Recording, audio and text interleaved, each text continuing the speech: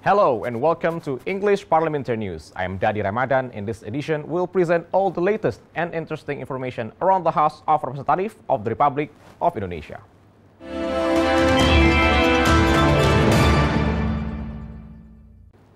The 7.4 magnitude earthquake that struck central Sulawesi last Friday and caused tsunami in the waters of Palu and its surroundings has left more than 1,000 of people died and injured.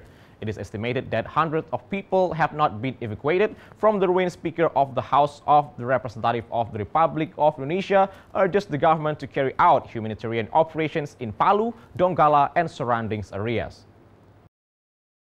The House Speaker BAMBANG says humanitarian operations become more urgent since distribution of supplies has been hampered by transportation difficulties.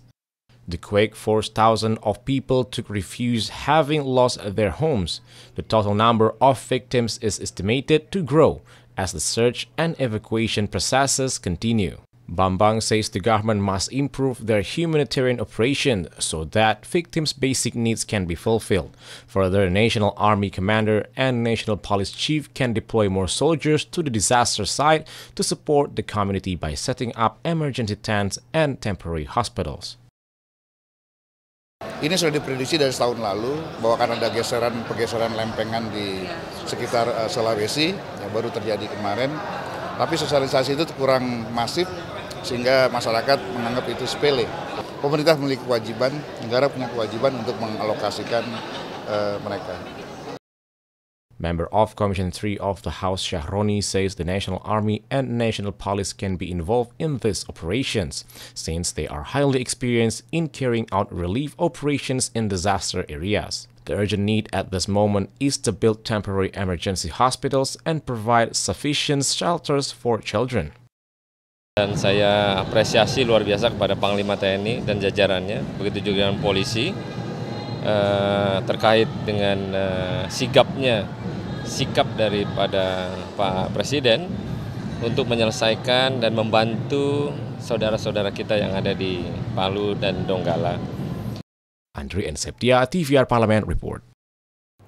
The Legislation Committee of the House of the Representative of the Republic of Indonesia will consider the aspiration of Bali Provincial Government that calls for the revision on Law Number 33 of 2004 regarding fiscal balance between the central and regional government by adding tourism aspect to the calculation of allocation fund from central government. Speaking during the specific working visit to Bali Province in order to absorb the aspiration regarding Priority National Legislation Program 2019, Vice Chairman of the Legislation Committee of the House, ARIF WIBOWO, states the House will consider the recommendation from Bali Provincial Government who wish to revise the Law Number 33 of 2004 regarding fiscal balance between central and regional government. Through the revision of this law, Bali Province wished to include tourism sector as one of the variables included in the calculation of allocation funds from central to regional government, since tourism has not been included in the equation thus far, despite being the largest revenue contributor for Bali in state's finances. Pemerintah dan hampir seluruh sektor Bali tentang perubahan Undang-Undang Nomor 64 Tahun 58 yang mengatur tentang daerah tingkat 1 Bali, NTT dan NTB untuk nanti dilakukan perbaikan, penyempurnaan. Dan di dalamnya diatur lebih lanjut sebagaimana undang-undang yang mengatur tentang satuan-satuan pemerintahan daerah yang ada di Indonesia, ya baik kabupaten kota maupun provinsi, agar lebih sempurna, lebih lengkap. Similar thing also expressed by the member of Legislation Committee of the House, HAMDHANI. He says Bali's tourism sector has contributed around 40% to state finances, yet Bali doesn't get the comparable revenue sharing allocation. The amount of revenue sharing received by Bali Province deems to not comparable enough to the amount received by other regions, who mainly contributes to state's budget from the revenue that came out of natural resources sector.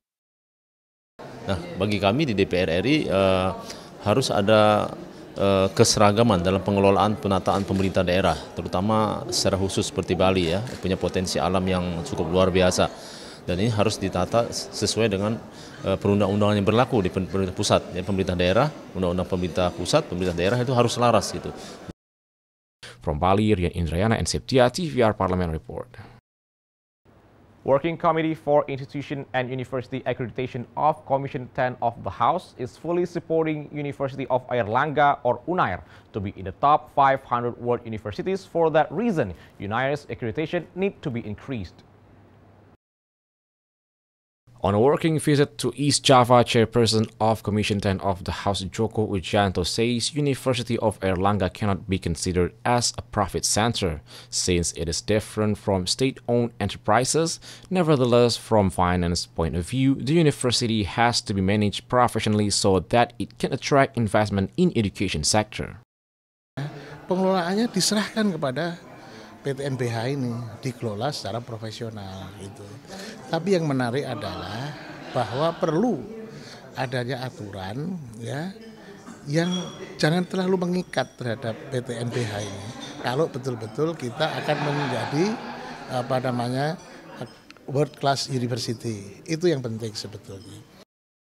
Member of Commission 10 of the House, NIZAR ZAHRO, says facilities as well as the quality of lecturers and professors have to be improved to meet the accreditation assessment. Commenting about UNAIR's facilities, such as laboratory, ZAHRO says it has not yet met the standard.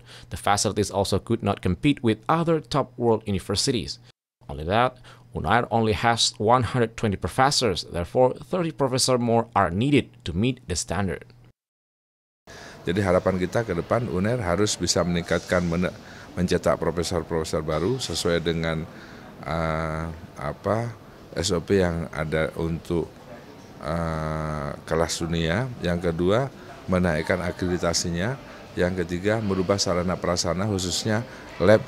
From East Java, Ahmad and Avia, TVR Parliament report. Commission 7 of the House of Representatives of the Republic of Indonesia supports the biomass steam power plant managed by Growth Asia Corporation that focusing on utilizing new renewable energy sources to improve national energy.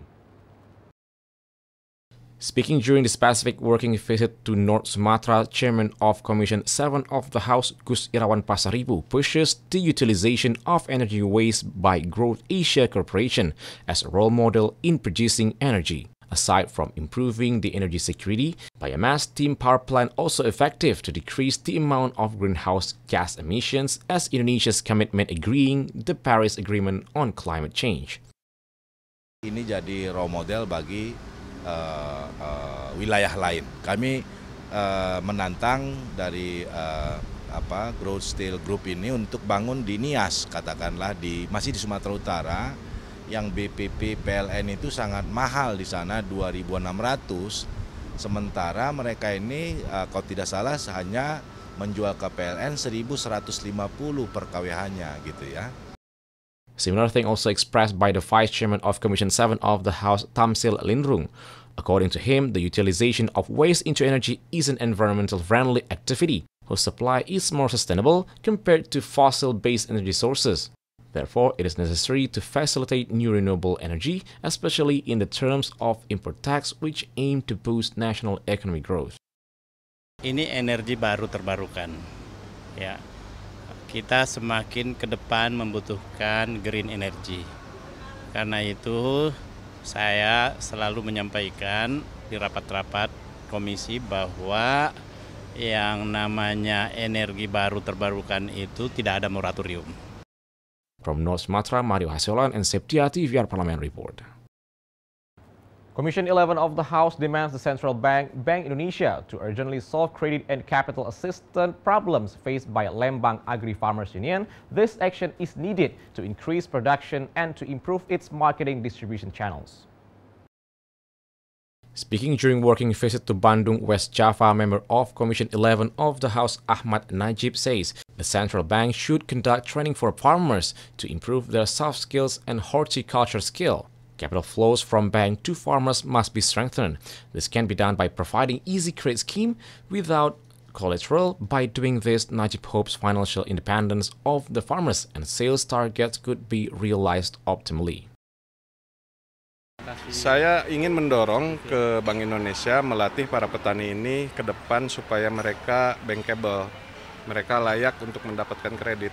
Karena kan tanpa ditunjang dengan kegiatan permodalan, mereka juga akan sedikit memiliki kendala untuk mengakselerasi usahanya.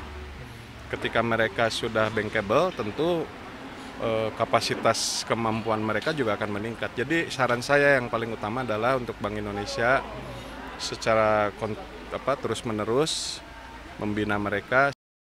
Chairman of Commission 11 MARWAN ASAN assesses that the capital security experienced by a LAMPUNG farmer could be resolved through Export and Import Financing Institution or LPIE, since LPIE plays a role in providing assistance to businesses, both legal entities as well as individual businesses. Kapoktan Lembang Asri didampingi oleh anggota Komisi 11 yang dari dapil sini bisa berkomunikasi dengan LPIE untuk mengatasi persoalan permodalan itu, karena saya tahu LPI sendiri pun mencari kelompok-kelompok masyarakat yang punya kemampuan ekspor tetapi mengalami kekurangan dari sisi permodalan. From West Java, Abdul Ajib and Afia, TVR Parliament Report. Commission 8 of the House of Representatives of the Republic of Indonesia demands the government to act quickly in dealing with earthquake and tsunami aftermath in Central Sulawesi. Speaking in the House building, Jakarta, Chairman of Commission 8 of the House, Ali TAHER, expresses his condolences for the Central Sulawesi earthquake and tsunami victims. He adds the central government has to act quickly in dealing with aftermath. Ali TAHER also urges the people of Central Sulawesi to remain vigilant of the possibility of aftershocks. He also urges people not to believe in false information circulating after the quake. Mencarikan jalan, DPR telah mendorong, maka masyarakat diharap supaya tenang, tidak terlalu gelisah. Seluruh kebutuhan yang terkait dengan akomodasi, konsumsi, penanganan kesehatan, saya sudah pantau sejak tadi malam, sudah berjalan. Tinggal seberapa besar jumlah dan efektivitasnya, kita melihat perkembangan lapangan. Yang jelas kita punya gudang logistik ada di Makassar, untuk menampung kegiatan-kegiatan sifatnya kebencanaan, logistik jangka pendek. Member of Commission 8 of the House, Deding Ishak, also expresses his condolences to the victims and families of those affected. He adds that the government has to set up and intensify the formation of disaster preparedness villages so that Indonesians have knowledge needed on disaster awareness and mitigations. Memang harus ada yang namanya desa tangguh, kemudian ada kampung siaga bencana. Artinya ini menunjukkan kesiapsiagaan masyarakat kita dalam rangka mencegah adanya bencana dan kesiapsiagaan ketika terjadi bencana. Itu jauh lebih penting ketimbang bagaimana kita sebetulnya, tentu pemerintah juga melakukan rehabilitasi dan rekonstruksi begitu, tapi itu pasca bencana. Nah, bagaimana kita mengantisipasi agar tidak terjadi bencana dan bagaimana kita mengantisipasi agar kalau terjadi bencana ini meminimais tingkat kerugian yang dialami baik korban manusia maupun korban harta benda. Rohim and Afia, TVR Parliament Report.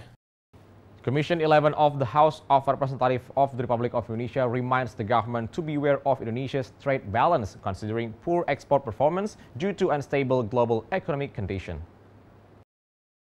The member of Commission 11 of the House, Fatahan, says the government needs to take strategic moves to anticipate the impact of the global economic turmoil and trade wars of developed countries. He adds the national economy must be strengthened through short-term and long-term policies which do not inflicting loss to the Indonesian people. Gejolak ekonomi di luar belum berhenti. Kita minta pemerintah untuk selalu waspada dan meningkatkan langkah-langkah antisipatif. Karena saya juga mendengar bahwa The Fed juga akan menaikkan suku bunga lagi. Nah, ini tentunya memberikan sinyal kepada pemerintah untuk langkah-langkah bagaimana penguatan ekonomi nasional. Ada dua hal yang perlu dilakukan, yang pertama jangka pendek, yang kedua jangka panjang. Nah, saya kira meningkatkan ekspor itu jangka panjang. Meningkatkan ekspor, mengerem laju impor, kemudian menahan devisa ekspor. Fatan further says the government must provide incentives and concessions for local entrepreneurs, which aim to increase export activities. The government also needs to take advantage from strengthening US dollar value by boosting export volume that expected to result in increased state revenues. Menjadi wadang bagi pemerintah supaya terus-menerus memberikan insentif kepada pengusaha. Karena pengusaha sekali lagi mereka kepengen insentif yang konkret, misalnya beberapa insentif perpajakan, kemudian beberapa tarif yang bisa diselenggarakan menjadi salah satu kekuatan kita untuk menggenjot ekspor. Ziki Kristio and Avia, TVR Parliament Report. And that rounds up this edition of English Parliamentary News. On behalf of all the crew of TV Parliament, we would like to thank you for your attention. And we'll meet again in the next edition of English Parliamentary News. Once again, from me, Ramadan, thank you for watching and goodbye.